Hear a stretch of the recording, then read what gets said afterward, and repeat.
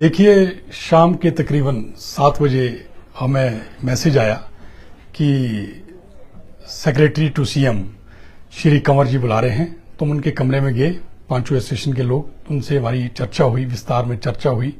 फिर कंवर साहब ने हमें आश्वासन दिया कि मैं माननीय मुख्यमंत्री से बात करके आपको समय बता देता हूं। तो उन्होंने फिर माननीय मुख्यमंत्री जी से बात की और माननीय मुख्यमंत्री जी ने कहा है कि आप कल का यानी कि आज का होस्ट दें। तो उन्होंने कहा कि माननीय मुख्यमंत्री कहा कि विद इन वीक हम आपको वार्ता के लिए बुला लेंगे।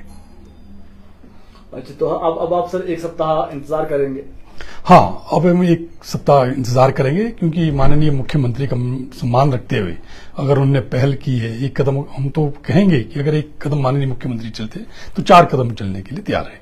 और हमने निर्णय लिया है, अभी हमारी मीटिंग होगी 1-2 दिन में, टेंटेटिवली हम 23 तारीख को फिर से जनरल होस्ट करेंगे अगर हमें वार्ता के लिए नहीं बुलाया गया। यानी 22 तारीख तक आप इंतजार करेंगे? बिल्कुल। 23 से जो है वो फिर से जनरल हाउस, उसके बाद आगे की रणनीति तैयार की जाएगी। ये थोड़ा ये विवाद उपजा क्या है, क्यों उपजा ऐसा विवाद, कैसी नौबत आनी पड़ी? क्योंकि प्रिविलेज मोशन की भी बात की जा रही है कि जो कर्मचारी नेता जो है वो कुछ भाषण दिए गए हैं, उन पर प्रिविलेज मोशन ला रही है सरकार, इस पर क्या कहें? देखिए, जहां तक ये विवाद कैसे उपजा, देखो हमने सिंपल सी गेट मीटिंग की थी, क्योंकि हम वैसे भी हर 6 महीने में एक बार गेट मीटिंग करते हैं। तो लेकिन अभी काफी टाइम से गेट मीटिंग भी नहीं हुई थी और हमारे ऊपर प्रेशर था, क्योंकि कुछ एक जो हमारी मांगे थी, चाहे वो सचिवालय की मांगे थी या ये पूरे जो प्रदेश की मांगे हैं, डीए है, एरियर है, ये इन पे कुछ भी नहीं हो रहा था। जैसे लोगों ने आस लगा रखी थी कि 15 अगस्त को डीए मिला था, हमने भी आस लगा रखी थी। हमने नहीं माननीय मुख्यमंत्री से आग्रह किया था कि इस बार आप अवश्य 15 अगस्त को कुछ न कुछ कर्मचारी को दे के आना। लेकिन जब देखा कि कुछ भी नहीं मिला कर्मचारी को, फिर कर्मचारी का आक्रोश और बढ़ गया। हमारा भी क्या है कि मुंटा जी, हम लोग चुने हुए होते हैं, यानी कि लोग हमें वोट देते हैं। अब वोट का मतलब कि एक तरह से हम उनके पास जो है ना गिरवी हो गए हैं। अब जैसे हमारे ऊपर प्रेशर पड़ा कि देखिए जी, अब तो आपको बाहर आना पड़ेगा। हमने पहले काफी समझाने की कोशिश की, लेकिन जैसे कि हम चुने हुए हैं तो हमें उनका सम्मान करना पड़ता है, अपने कर्मचारियों का। तो हमने सोचा कि ठीक है, हम एक गेट मीटिंग करेंगे। तो 21 तारीख को हमने गेट मीटिंग की, लेकिन उसमें हो सकता है कुछ एक शब्दावली ठीक नहीं रही होगी। लेकिन और जो जहां तक मेरा संबंध है, तो मैंने कोई ऐसी उसमें कोई बात नहीं कही थी। अच्छा, जनरल हाउस हुआ, लोग काफी भारी मात्रा में लोग बाहर आए थे उस दिन, और सचिवालय के क्या और दूसरे डिपार्टमेंट के लोग भी यहाँ इकट्ठे हो गए थे। तो लेकिन 22 तारीख को क्या होता है कि किसी की तरफ से हमारे खिलाफ कोई एक बयानबाजी आती है, उससे कर्मचारी और बढ़ गए कि भाई ये तो बड़ी गलत बयानबाजी है। इस पे हमने भी फिर अपने कर्मचारी को समझाया, देखिए जो हो गया, लेकिन कर्मचारी ने हमारे ऊपर दबाव डालना शुरू कर दिया कि नहीं, हम पुतला फूकेंगे, हम घेराव करेंगे। हमने इससे पहले माननीय मुख्यमंत्री तक के पुतले फूके, लेकिन हमने उनको समझा बुझवा के हमने कहा ठीक है, हम पुतला नहीं फूकेंगे, लेकिन जो हमारा जनरल हाउस आज होने वाला है 23 तारीख को 1:30 बजे, उसमें हम अपनी स्थिति स्पष्ट कर देंगे। फिर हुआ भी वैसा ही। जब 1:30 बजे हम जनरल हाउस करने लगे तो वहां देखा तो लोगों में तो बहुत ही आक्रोश था और बहुत भारी जनता जो ना सामने थी। तो उस वक्त फिर जो ना शायद कहीं शब्दावली में कोई गलती हुई होगी तो हो गई, लेकिन उसके बाद पता चला अगली बार फिर से सरकार की तरफ से किसी ने हमें कर्मचारी को कह दिया कि ये तो गुंडे है, मवाली है। लेकिन हम फिर भी चुप रहे कि भाई चलो कोई बात नहीं, हमने सोचा इस विवाद को सुलझाया जाए। लेकिन उसके बाद एक बार फिर से हमारे ऊपर जब पता चला कि हमारे ऊपर प्रिविलेज मोशन लाया गया है, जब प्रिविलेज मोशन लाया तो उसके बाद तो और कर्मचारी अब भड़क चुके हैं। अब तो पूरे प्रदेश के कर्मचारी, पेंशनर क्या, आम जनता भी आज की डेट में देखो जाए तो हमारे साथ है। तो अब 22 तारीख तक आप वेट करेंगे, 23 तारीख को फिर आपका फिर से जनरल हाउस होगा? बिल्कुल, निश्चित तौर से टेंटेटिवली, मैं एग्जैक्ट डेट नहीं बता सकता हूं। अगर वार्ता के लिए नहीं बुलाया तो हमारा प्रयास रहेगा हम 23 तारीख को जनरल हाउस करेंगे। लग रहा है आपको वार्ता पे बुला लेंगे? नहीं, हाँ बिल्कुल बुलाएंगे। तभी देखिए, हमेशा आदमी को पॉजिटिव रहना चाहिए और हम भी सकारात्मक दृष्टि से चलेंगे। शायद हमें बहुत जल्दी माननीय मुख्यमंत्री बुला लेंगे। जो प्रिविलेज मोशन की बात की जा रही है, कितने वर्ष हो गए आपको भी यहाँ पर सेवाएं देते हुए? कभी ऐसा हुआ पहले प्रिविलेज मोशन लाया गया हो कर्मचारी के खिलाफ? देखिए मुंटा जी, हिमाचल के इतिहास में अभी तक कभी भी किसी भी चुने हुए कर्मचारी नेता के खिलाफ प्रिविलेज मोशन नहीं आया है, जहां तक हमारी जानकारी है।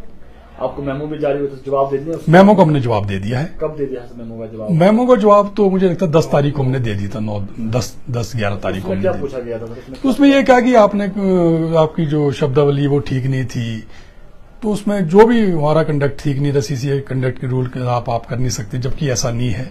जो चुने हुए होते हैं उनको अपनी आवाज बुलंद करने का पूरा वो दिया प्रावधान है।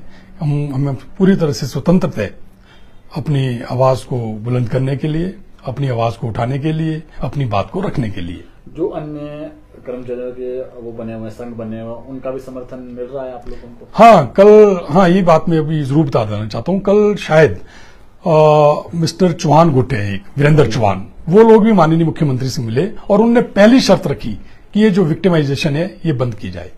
सबसे पहले ये जो प्रिविलेज मोशन है और इन कर्मचारी को जो मेमो दिए गए हैं ये वापस लिया जाए।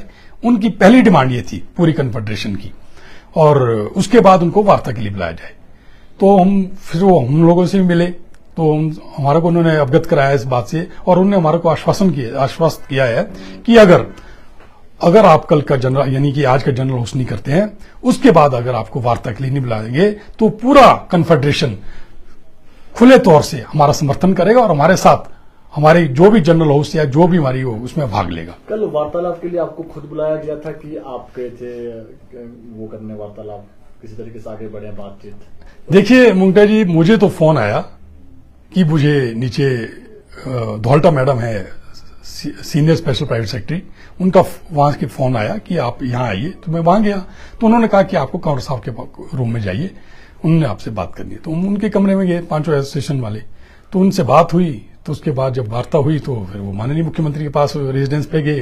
फिर वहां से उन्होंने मुझे कॉल किया कि माननीय मुख्यमंत्री कहा कि आप आज का जनरल स्थगित कर दो, हम आपको बहुत शीघ्र वार्ता के लिए बुला लेंगे। तो जो विवाद चल रहा है डीए जैसे विवाद उपजाता, हालांकि बहुत सारी चीजें और भी है यहाँ पर। आपने कहा कि कुछ पद खाली चल रहे हैं सेक्रेटरीट के अंदर भी, क्या लग रहा है? क्योंकि 15 अगस्त को आप आस थी आपको कि डीए की किस्त एक मिल जाएगी, अब लग रहा है कि अब क्योंकि बहुत नजदीक दिवाली आने वाली है, दिवाली में किस्त जारी हो जाए तो थोड़ा सा कर्मचारियों को राहत मिलेगी?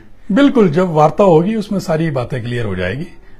अगर पैसे की कमी है खजाने में तो उस पर भी बात हो सकती है, लेकिन कर सकते हैं आप दिवाली के बाद भी? नहीं चलिए, वो तो वार्ता में होगा, जो भी होगा। क्या होता वार्ता में निकल के क्या आता है? पहले आप वार्तालाप चाह रहे हैं? बिल्कुल, पहले हम वार्तालाप चाह रहे हैं, उसके बाद जो डीए है, एरियर है, उस पर बात होगी। ये प्रिविलेज मोशन वगैरह ये भी आपकी रहेगी एक शर्त? नहीं, वो तो होगी। देखिए, जब भी वार्ता होगी पहली शर्त तो यही होती है कि जो प्रिविलेज मोशन या मेमो है इसको पहले वापस लिया जाए, तभी सौहार्दपूर्ण माहौल में बात हो सकती है ना। एक तरफ अगर आप हमारे ऊपर कार्रवाई करते रहेंगे, दूसरी तरफ हम आपसे वार्ता करें कि ठीक है जब मान जाते हैं आप इतना डीए दो, वो तो नहीं हो सकता ना। क्योंकि जो हुआ है किसके पीछे हुआ है? हम डी और वो मांग रहे थे, उसी कारण हमारे ऊपर जो है ना ये सारे मेमो, हमारे ऊपर ये चार्जेस लगाए गए हैं। तो पहले तो निश्चित तौर पर जनरल हाउस हुआ था, बहुत सारी बातें ऐसी भी आ रही थी सामने कि जो सीएम साहब है उन तक सही सूचना नहीं पहुंचाई जा रही है, बीच में जो अधिकारी है, बड़े अधिकारी है, वो कहीं ना कहीं गुमराह करने की कोशिश कर रहे हैं। तो आपको लगता है कि इस तरीके से जो बात पहुंचनी चाहिए सीएम साहब तक वो नहीं पहुंच रही है, और एक जो आईना है वो कुछ अलग दिखाया जा रहा है कर्मचारियों से रिलेटेड, डीए और एरियर से रिलेटेड? बिल्कुल, ये जो कम्युनिकेशन गैप आया है ये इसी का कारण है। क्योंकि अगर इनके पास कोई अच्छा अधिकारी होते या कोई इनके जो भी सलाहकार है वो होते, ओएसडी है या सलाहकार है या इनके जो अधिकारी हैं, अगर वो उनको फैक्चुअल पोजीशन बताते तो मुझे नहीं लगता कि ये विवाद इतना ज्यादा बढ़ता। इनके पास जो सही स्थिति है वो नहीं दी जा रही है। मुझे तो लगता है जो ये सीआईडी है ये भी कहीं ना कहीं फेलियर है, इनका भी फेलियर है। मैं आपको बता देना चाहता हूं, आज इस हमारे आंदोलन में पूरे प्रदेश के पेंशनर यानी कि 2-2.5 लाख पेंशनर, पूरे प्रदेश के कर्मचारी यानी कि ये भी 2-2.5 लाख है, उनके साथ साथ आम जनमानस भी हमारे साथ जुड़ा है। क्योंकि जब से ये मेमो देना शुरू किया इन्होंने या प्रिविलेज मोशन, मुझे तो लगता है सीएम साहब को तो मालूम नहीं होगा प्रिविलेज मोशन आ गया होगा। मुझे तो लगता है सीएम साहब को यह भी मालूम नहीं होगी वहां को मेमो दिया गया। क्योंकि आज तक कभी भी हिमाचल प्रदेश के इतिहास में, जहां तक सचिवालय की बात है, गेट मीटिंग के लिए मेमो नहीं दिया गया कर्मचारियों को। मैं आपको एक बात बताता हूं, एक बार पूर्व मुख्यमंत्री स्वर्गीय वीरभद्र सिंह जी ने कर्मचारियों पे प्रोफेशनल टैक्स लगा दिया था 50 रुपए, वकीलों पे, डॉक्टरों पे और कर्मचारियों पे भी। हमने पहला हल्ला यहां पे बोला, गेट मीटिंग की, उसके तुरंत 1-2 घंटे के बाद जो उनके साथ उनके एडवाइजर थे, उनके जो प्राइवेट सेक्रेटरी थे, उन्होंने हमारे को बुला दिया और हमारे को मुख्यमंत्री महोदय के पास ले गए और मुख्यमंत्री बोले ये तो कहते हैं रोष व्यक्त कर रहे, कहते आपने क्यों लगा दिया, कि ये कोई प्रोफेशनल थोड़ा ना है। जब हमने अपनी बात माननीय मुख्यमंत्री के पास रखी, तत्कालीन माननीय मुख्यमंत्री पास रखी, उनके समझ में आ गया और उन्होंने उसी टाइम वो विड्रॉ कर दिया।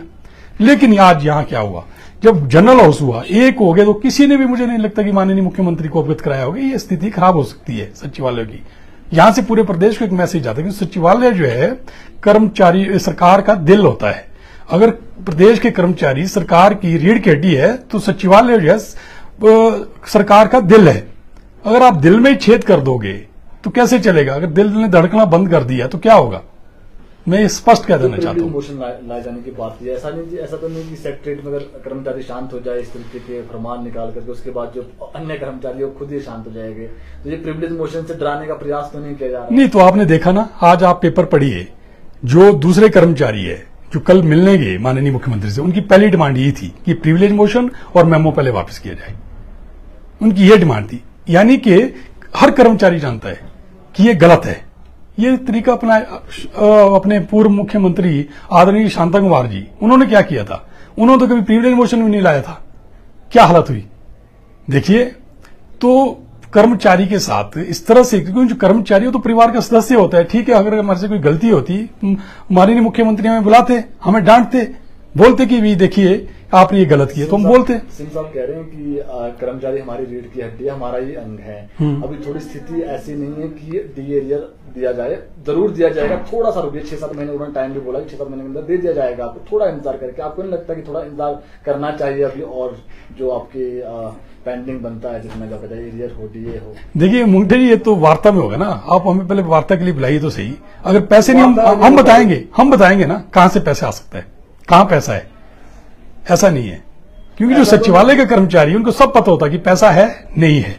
मैं आपको बता देता हूँ, काफी कर्मचारी गुट बने हुए हैं। एक राजपत्रित कर्मचारी महासंघ हुआ करता था, जिसको वार्ता करके बुलाया जाता था। ऐसा तो नहीं गुटों में जो बटे हुए कर्मचारी, इस वजह से जो ये नौबत आ गई आज की। इस तरीके से जब आप प्रोटेस्ट कर रहे हैं तो फिर प्रिविलेज मोशन की बात हो रही है और मेमो की बात हो रही है। जो कर्मचारी गुटों में बंटे हुए हैं, इसी वजह से जो है आपको नुकसान हो रहा है। फिर अब जो भी आपकी अदायगी होनी है, जो देनदारियां हैं आपकी। लेकिन मैं स्पष्ट कर देना चाहता हूँ, जो सचिवालय का संगठन है, इनका इनसे कोई लेना देना नहीं होता है। पहली बात, सचिवालय संगठन या तो बाहर आता नहीं है, अगर आता है ना तो फिर कुछ ना कुछ पाके आता है। नंबर 2, जो आज ये संगठन है, कोई अलग अलग गुट है, मैं नाम नहीं लेना चाहता हूं, आज तक कहां थे? अगर ये सही मायने में, जैसे कल वाली गुट था वीरेंद्र चौहान का, उन्होंने हमारे समर्थन में बात की, उनको भी मालूम है कि यस उनके साथ गलत हुआ है। मुझे लगता है कहीं ना कहीं उन्होंने जो ना कर्मचारियों की जो भावनाएं हैं उनको माननीय मुख्यमंत्री के सामने पेश किया है। और उन्होंने सबसे पहले उनकी यही डिमांड थी कि पहले ये प्रिविलेज मोशन और मेमो वापस किया जाए। उसके बाद उन्होंने अपना डिमांड चार्टर सौंपा। लेकिन जो बाकी गुट है, उन्होंने तो कभी ये तक नहीं कहा कि यहाँ ये जो डी है हमारे को डीए मिलना चाहिए या हमारे को एरियर मिलना चाहिए, है ना। अगर वो अपने हक के लिए नहीं लड़ सकते हैं, क्या वो सिर्फ इसीलिए कर्मचारी नेता बने कि उनको मान्यता दी जाए? क्या उनका फर्ज नहीं बनता कि वो भी हमारे 2 शब्द हमारे फेवर में कहे? एक और चीज देखिए आप, किसी मंत्री ने, किसी एमएलए ने कहा, कोई कुछ नहीं बोल रहा है, क्योंकि अंदर से खाते वो भी जानते कि यार इनकी मांग सही है।